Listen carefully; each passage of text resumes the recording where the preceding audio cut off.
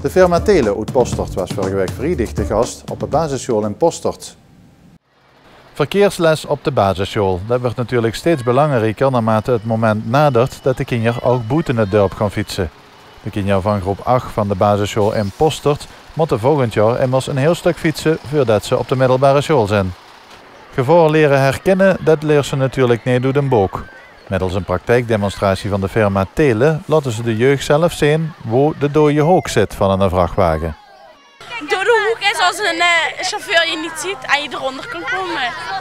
De demonstratie vindt ieder jaar plaats.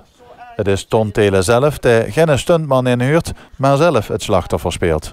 Ik zelf rie van achteruit neven de vrachtwagen af als net zij het daar in de weg is of fietspad is waar je bent en waar de vrachtwagen rechtsaf gaat. En waar we op een gegeven moment is voor mij niet heeft gezien en af gaat slaan. Dan zult ze zien dat ik op een gegeven moment door de vrachtwagen werd weggedrukt en met heel veel geluk zelf van de vrachtwagen afval. Maar ook hetzelfde kan gebeuren dat ik onder de wagen kom. En in dit geval komt de fiets, kan ik nu al voorspellen. Ik heb geen glazen bol, maar kan ik nu al voorspellen dat in dit geval de fiets wel onder de vrachtwagen komt. En dat ik weer voor dezelfde keer het duizendste geluk heb gehad om een dodelijk verkeer te voorkomen.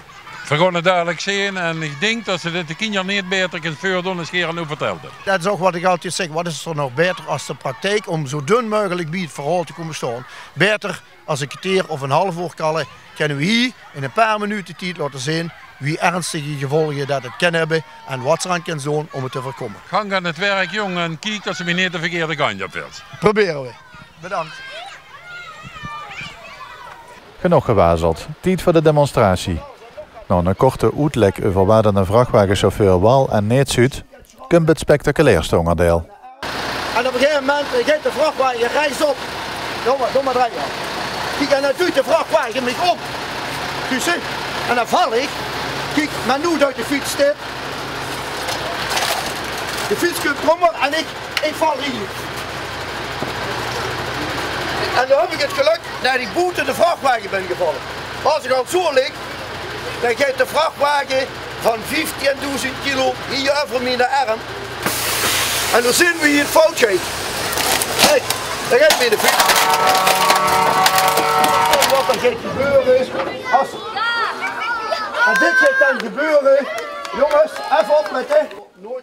Als het alleen de fiets is, dan hebben ze natuurlijk nog geluk gehad.